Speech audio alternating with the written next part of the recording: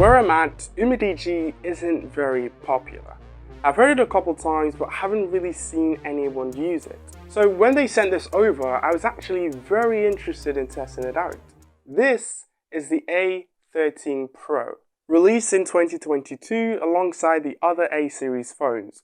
This goes for $160 on their website and about 90,000 Naira on Jumia. So it's in this budget but not really budget category, so let's see how it holds up.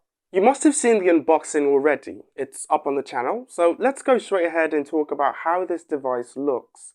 For a fraction of a second, you think it's an iPhone, and I've had people say that to me, but I think it's more like the Vivo V23 5G. But anyway, yes, it's got that flat side, squared, boxy look going on here. The camera bump is slightly raised too, and it houses 3 cameras and a flash. We've got that Beyond Dreams text underneath the cameras, and to the right of that, the Umidigi text. This is the gold color. There's also a blue and black. Now, on their website, it says it's a matte glass back and the frames are metal, but I don't think so. It feels a lot like plastic, so what's up with that? But generally, I do like the design and feel of this phone.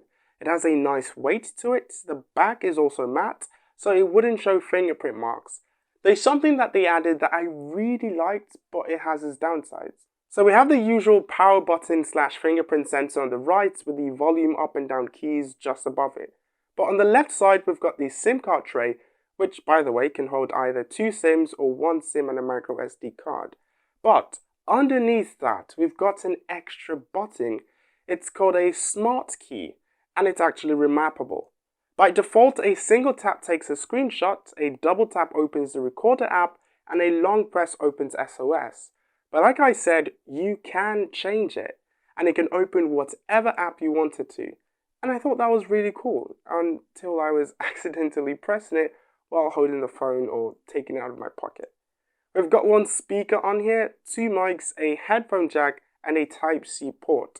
Glad to see we're retiring the micro USB port. I don't like the teardrop notch though, and the bezels are pretty significant. The back looks like it's from 2022, but the front looks like it's from 2018.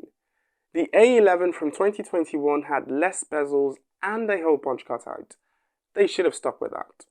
As far as the display quality, it's about what you'd expect. A 6.7-inch 720p LCD display. Maybe they could have added 90Hz, but anyway, the display quality is okay. I watched a couple YouTube videos on here, even a movie, and really didn't have any complaints, because it's an okay screen. But you would definitely not buying this phone because of the display, and they can add the software to it too. Now, it's running Android 11, which isn't that big a deal, but when I booted this up for the first time, I genuinely didn't know what OS it was running. It looked like it was running an older Android OS because the UI looks like it's from 2018. I personally think that that's the first thing they need to fix because it doesn't really match the look of this phone. I mean, yeah, some people might like this, but I don't. I mean, software is just as important as hardware, but thankfully you can install a launcher of your choice, or since it's software, they can fix it with a future software update. But don't hold your breath on that.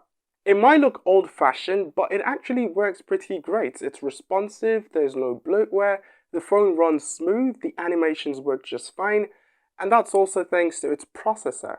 It's the Unisoc T610. Now at first I thought, what?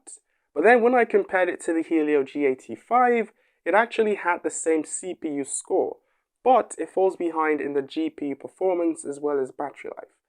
So that basically translates to it's smooth when running simple phone tasks like browsing the web, using social media, and even some light gaming. But for more demanding tasks or games, it would struggle. Now it comes with 6GB of RAM, no virtual RAM on here, just plain 6GB.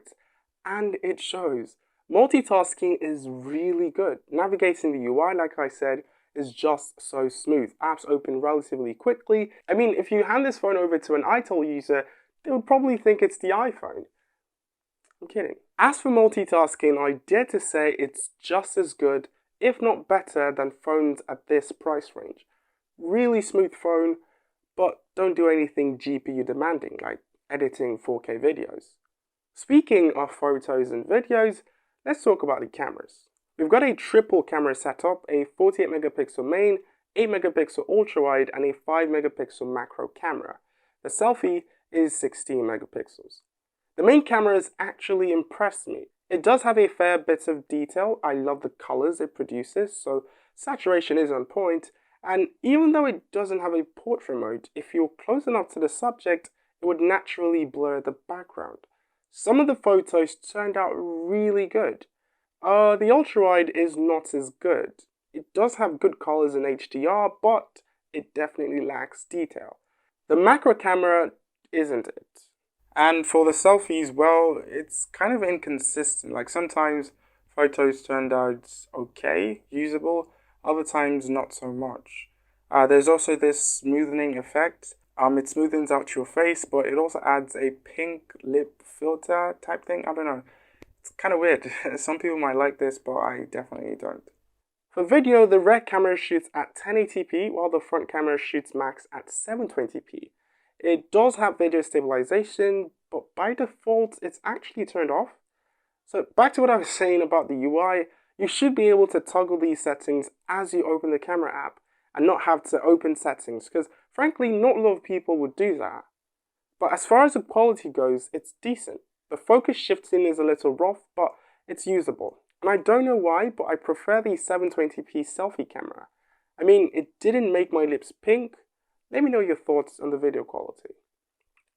It's got a 5150 mAh battery, and as you'd expect, it's really good. It was a 2-day phone for me because really I use it more as a second device, but you definitely enjoy the battery life on here.